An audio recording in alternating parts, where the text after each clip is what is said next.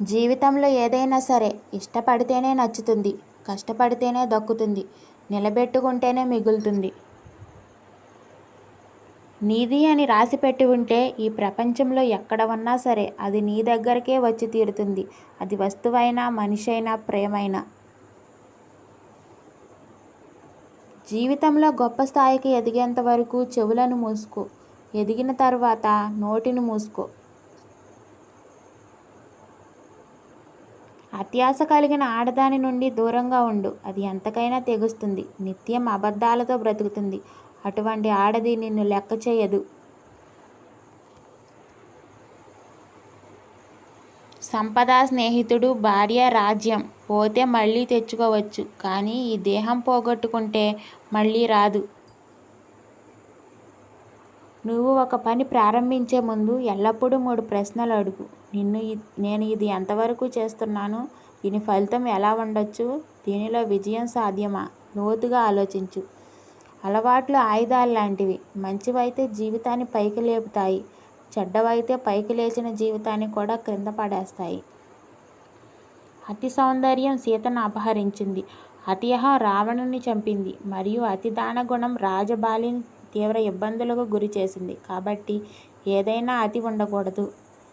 తోడుగా నిలిచే ఒక రిలేషన్ ఉంటే చాలు జీవితంలో గెలవడానికి, ముందుకు వెళ్ళడానికి. సమతుల్యమైన మనసుతో సమానమైన కాఠిన్యం లేదు, సంతృప్తితో సమానమైన ఆనందం లేదు, అత్యాశకు మించిన లోగం లేదు, దయకు మించిన దానము లేదు. విషం మరియు వేషం రెండూ కూడా ఒకటే. ఎందుకంటే విషం మనిషిని చంపుతుంది, వేషం మనసును చంపుతుంది. అందుకే అంటారు నటించే బంధాలు ఎన్నటికీ శాశ్వతం కాదు అని.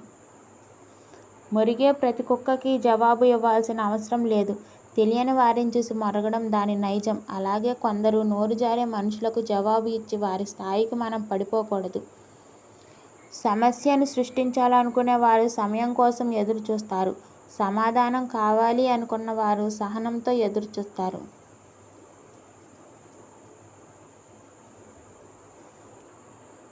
మీ లైఫ్లో ఎంత కష్టం వచ్చినా బాధను బయటకు చూపించకు. ఎందుకంటే మీ బాధను చూసి సంతోషపడే వాళ్ళే ఇక్కడ చాలామంది ఉన్నారు. అడ్డమైన దారుల్లో డబ్బు సంపాదించిన వారి జీవితాలను కొన్నాళ్ల తర్వాత తెరిచి చూస్తే వాళ్ళు తొక్కి వచ్చిన అడ్డదారులే కనిపిస్తాయి. సంపాదించిన సొమ్ము కనబడదు. మనిషికి మనీ మాత్రమే ముఖ్యం కాదు, మనశ్శాంతి ముఖ్యం. మనసుకు ప్రశాంతత లేకపోతే ఎంత డబ్బు ఉన్నప్పటికీ వ్యర్థమే. ఈ సొసైటీలో తప్పు చేయని వారంటూ ఎవరూ ఉండరు. నీవు తప్పు చేశావని నీకు తెలిస్తే దాన్ని కప్పిపుచ్చుకునే ప్రయత్నాలు చేయకు. వెంటనే దాన్ని సరిచేసుకునే ప్రయత్నాలు ప్రారంభించు. దెబ్బలు తిన్న రాయి విగ్రహంగా మారుతుంది, కానీ దెబ్బలు కొట్టిన సుత్తి మాత్రం ఎప్పటికీ సుత్తిలాగానే ఉంటుంది. అలాగే ఎదురు దెబ్బలు తిన్నవాళ్ల నొప్పి విలువ తెలిసిన వాళ్ళు మహనీయులు అవుతారు. రంధ్రాలతో ఉన్న వేణువును సరిగ్గా ఉపయోగిస్తే ఎన్నో అద్భుత రాగాలు పలికిస్తుంది. అలాగే జీవితం కూడా అంతే. దాన్ని మలిచే తీరు మన చేతుల్లోనే ఉంది. ఎవరి మీదైనా చెడు అభిప్రాయానికి వచ్చే ముందు వారి పరిస్థితులను గమనించి అర్థం చేసుకోవడానికి తప్పక ప్రయత్నం చేయాలి. మన తప్పుడు అభిప్రాయం ఇంకొకరి జీవితాన్ని నాశనం చేయొచ్చు.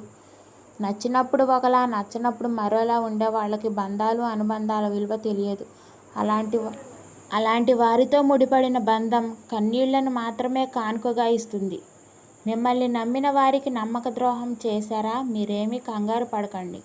త్వరలో మీకు కూడా అదే గతి పడుతుంది. Thanks for watching. Please do like, share and subscribe my channel. By by.